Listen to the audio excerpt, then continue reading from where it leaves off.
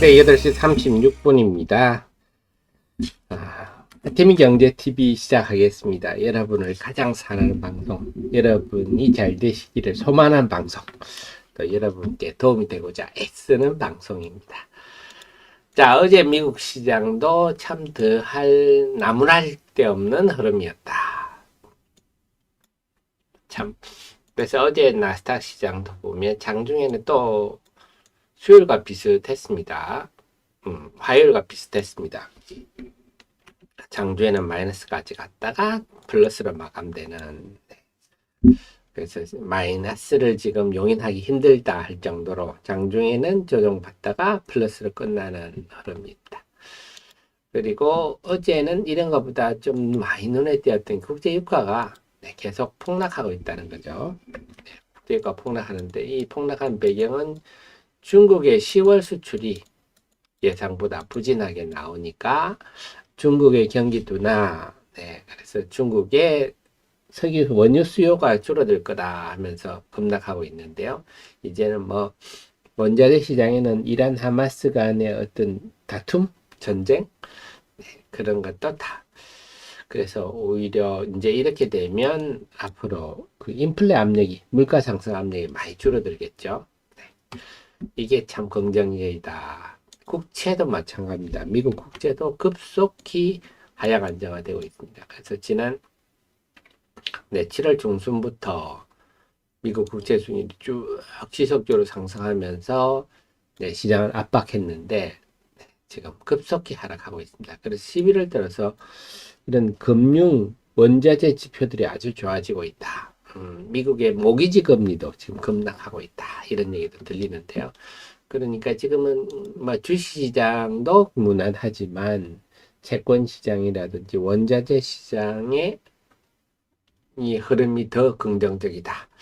다만 우리 입장에서 일본 엔화가 여전히 엔달러 환율이 강세인 것이 요게 좀 찜찜한데요. 그러다 보니까 아무래도 원화도 사실 엔화가 예전에 엔화 같았으면 벌써 이렇게 쭉 하락했을 건데 일본 경제도 별로다 보니까 저런 상황이라서 우리 원화도 1300원 내외에서 지금 1300원 초반에 머무르고 있는데요. 어쨌거나 저쨌거나 지금의 미국 국채금리 등등의 움직임을 볼 때 외국인들은 우리 시장에서 큰 폭 순매도할 환경이 아니다 하는 겁니다. 그래서 외국인들이 흐름을 한번 보면은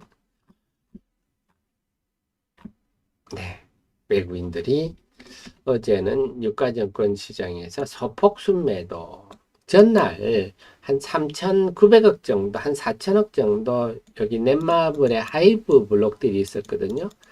이 하이브 블록들을 감안할 때 뭐 137억 순매도면 뭐 순매수에 가깝다 할 정도고 코스닥 시장도 그렇고요. 외국인들도 11월 들어서 11월 2일부터는 코스피에는 순매수 경향이 뚜렷하고 코스닥도 순매수 경향이 뚜렷하다 할 수 있겠습니다. 지금 외국인들이 우리 시장에, 이전에는 외국인들이 코스닥 기준은 1,000억 이상 매도하면 코스피는 한 3,000억 이상 매도하면 상당히 부정적인 영향을 줬는데 지금 분위기 봐서는 그런 흐름이 그렇게 전개될 가능성은 낮다.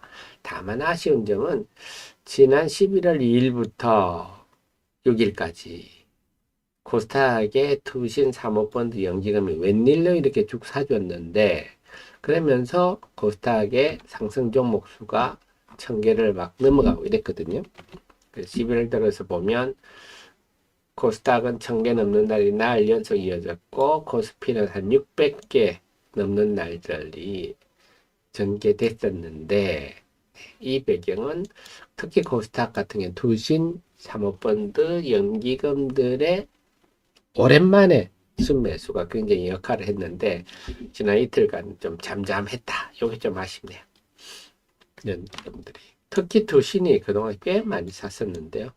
관망세로 돌아섰다. 물론 뭐 비관적이라서 그런 건 아닌 것 같고요. 월요일날 워낙 많이 갑자기 코스닥 지수 올라 버리니까 일단은 손 떼는 것 같아요. 그래서 월요일날 전격적인 공매도 금지 때문에 네, 지금 코스닥 양시장은 한마디로 월요일 날 전격적인 공매도 금지 때문에 그 후유증이 네, 나타나고 있다. 이렇게 봐야 되겠습니다. 하지만 어제 볼 때는 어제 흐름 시장을 한번 읽어봐야 되겠네. 이거 앞으로 오늘 시장도 시사하는 바가 큰데요. 어제 에코프로가 쭉 있다가 2시부터 쭉, 2시 한 10분부터 쭉 밀렸어요. 에코프로 BM도 이런 흐름이었어요. 그러니까 코스닥 시장의 시가총액 1, 2위 종목이 이런 흐름을 보이다 보니까 네, 지수도 쭉 밀려버렸어요.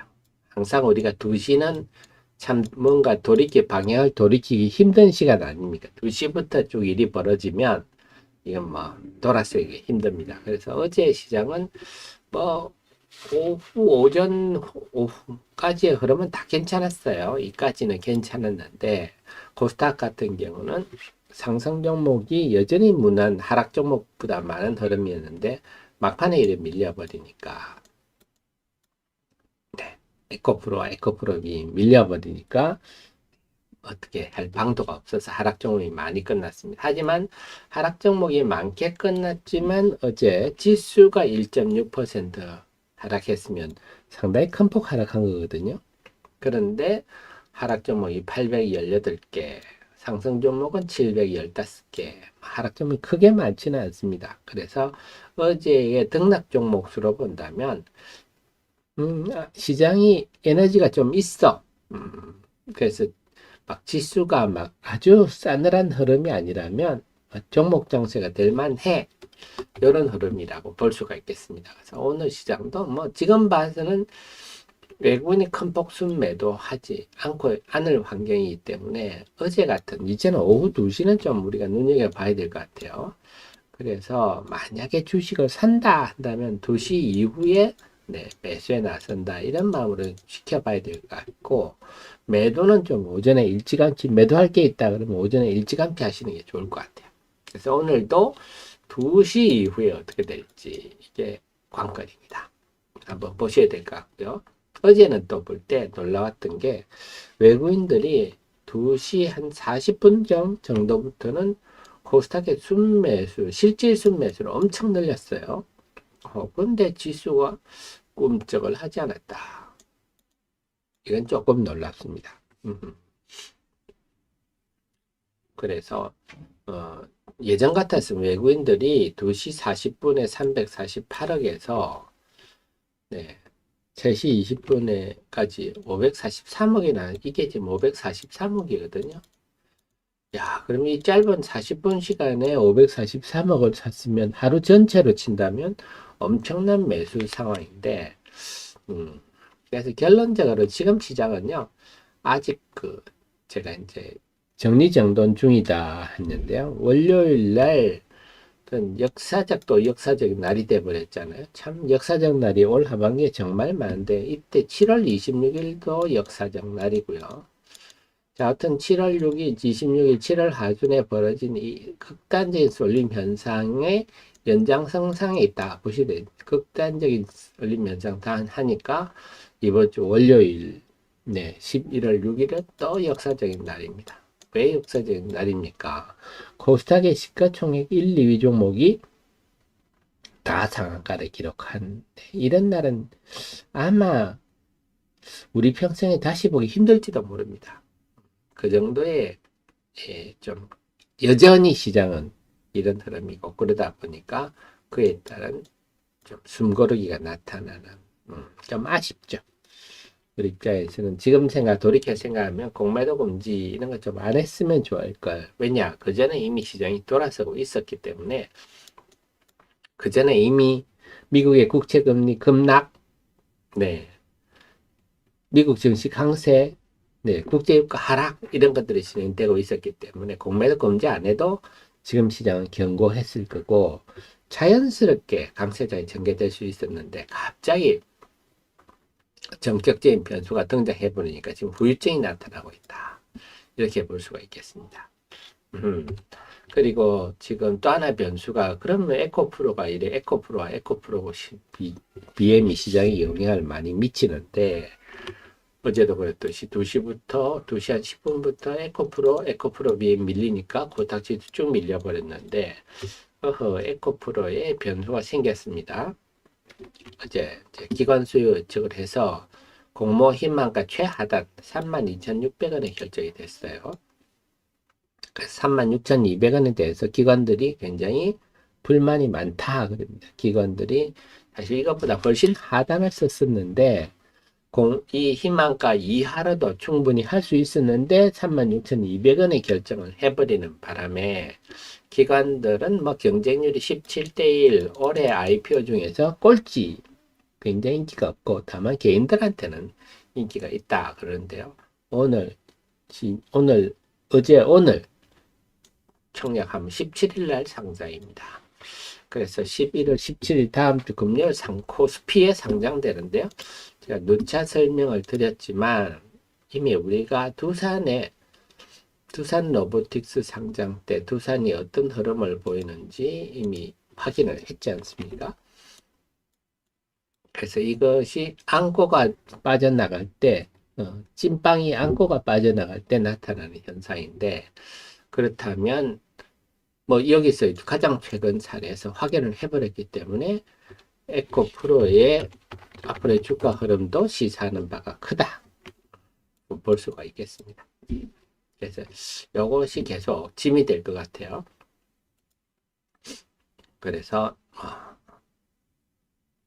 앞으로 11월 17일 요건 기억을 좀 해두셔야 돼요. 이게 점점 다가올수록 에코프로가 받는 압력이 커질 수 있다. 이걸 좀 염두에 두셔야 되겠고 그렇기 때문에 우리가 오늘부터는 좀 2시에 움직임에 좀 길을 좀 시장을 봐야 되겠다. 오늘도 2시 한번 보시자고요. 자, 그 속에서 어제 그래도 지수가 1.6% 하락을 했는데 등락 종목 수는 무난했다. 네, 이렇게 본다면 종목 장세가 가능할 수도 있겠다. 다만 지금 투신 사모펀드 연기금이 특히 투신이 그동안 주구장창 순매수하다가 관망세로 돌아서는 바람에 조금 애매합니다만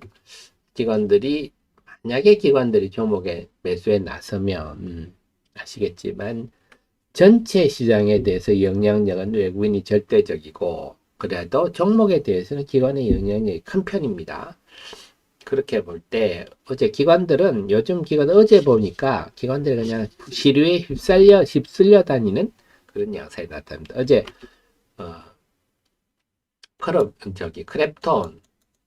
크랩톤이 어제 실적이 예상보다 상회하는 걸로 예상에 우리 애널리스트들의 눈높이가 게임주는 너무 낮았죠.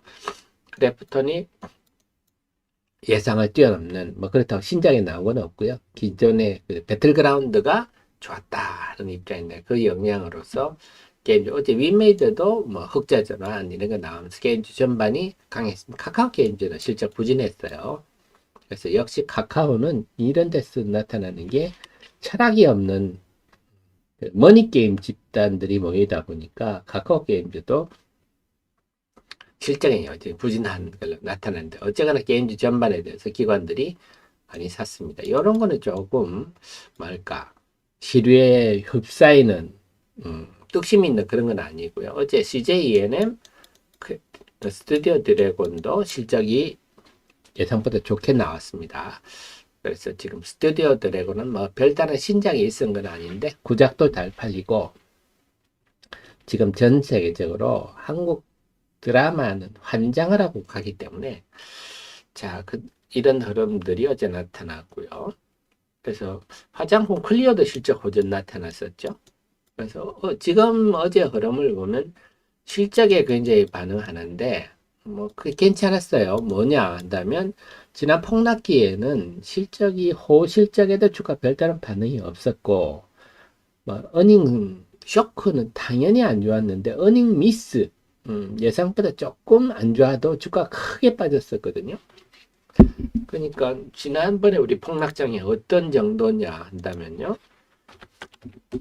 뭐 삼성전기까지도 이런 흐름들이 쭉쭉 나타났었거든요. 삼성전기까지도. 네. 그 다음에 예를 들어서 뭐 건설 관련해서는요, 현대건설기계 이런 거는 뭐 거의 폭락을 해버렸죠. 그래서 지난 9월, 10월 시장이 싸늘할 때는 뭐 실적 호재는 주가 반영되지도 않고 어닝 미스 정도만 나와도 이 정도로 쭉 빠져버리는 현상이 나타났는데, 어제는 실적 호전에 시장이 반응했다. 이거는 시장이 기조가 좋아졌구나. 사실 이렇게까지 그래프톤이 이렇게까지 오를 일은 아니었거든요. 뭐 뚜렷한 신장이 나온 거 아니고 배틀그라운드의 인도 성적표가 좀 좋아서 나타난 현상이라 보고 본다면, 근데 크랩톤도 공매도들이 좀 많았잖아요. 펄어비스 같은 경우도 어쨌거나 공매도가 좀 많았던 종목들인데, 좀 공매도의 어떤 쇼커버링까지 겹친 것 같아요. 어쨌거나 이렇게 실적에 대해서 긍정적으로 반응한다 하는 것은 시장의 에너지가 좀 살아있다, 이렇게 볼 수가 있겠습니다. 그래서 어제는 실적 호전주 중심으로 전반적으로 기관이 좀 사는 모습인데, 그래서 아직은 여기서 본다면 기관들이 월요일에 그 난리통을 하고 난 다음에 뭔가 지금은 좀 관망하고 있구나, 이런 흐름이고요. 이 흐름은 증권계도 마찬가지예요. 제 주변에 뭐 한창 주식시장이 활발할 때는 선수들 사이에 여러 종목이 막 하루에도 숨가쁘게 왔다 갔다 하는데, 지금은 조용합니다. 왜? 프로들도요, 지금 최근 폭락장에 다들 반토막이 났거든요. 그보다 더 안 좋아요. 그러다 보니까 지금은 뭐 다들 그냥 엎드려가지고, 지금은 뭐니까, 재정비하고 있다 그럴까요? 그래서 지금 어제, 그제, 저한테 들어오는 뭐 종목 얘기들이 별로 없어요. 말씀드렸듯이, 뭐,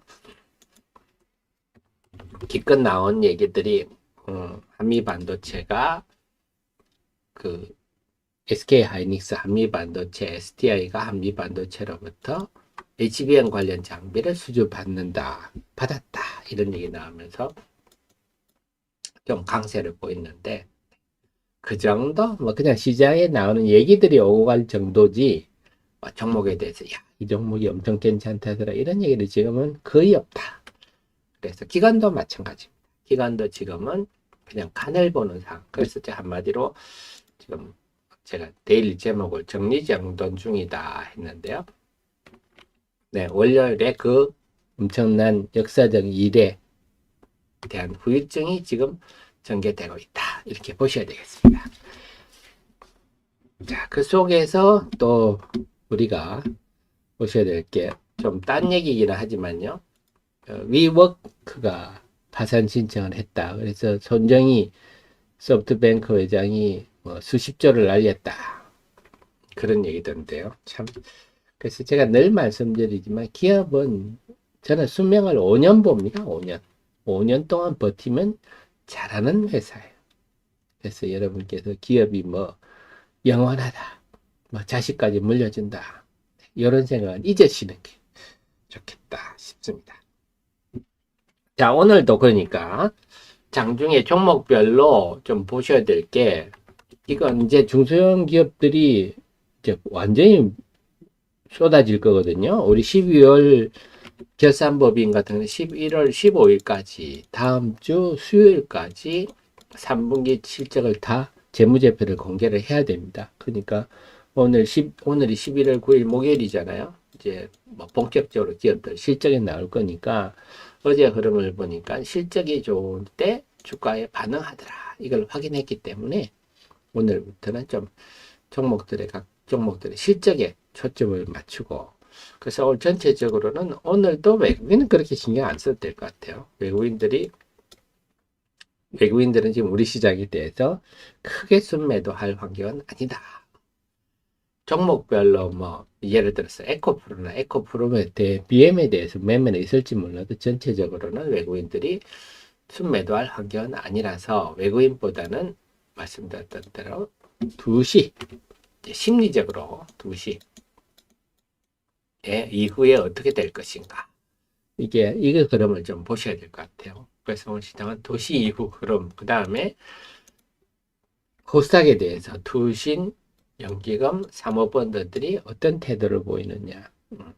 이 정도 보시면 될 것 같아요.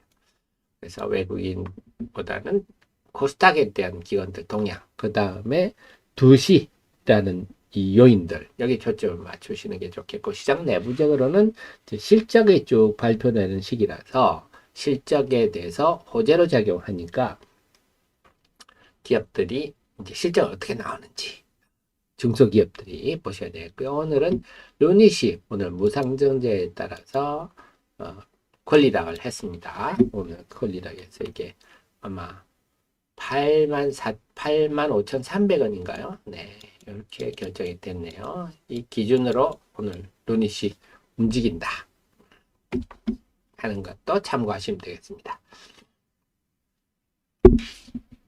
네, 전체적인 그림 정리되셨죠? 그래서 개장하고는 저랑 개장하고 볼 것들은 크게 없겠네요. 뭐 개장 초반에는 기관들이 크게 움직일 상황도 아니고 외국인들 수급 뺀다면 오늘 2시 이후의 흐름들은 제가 방송하는 시간이 아니라서 우리 애청자님 스스로 지켜보셔야 될 것 같습니다. 네, 전반적인 흐름은 이 정도까지. 그 외 기업별로 특별한 얘기는 없었던 것 같아요.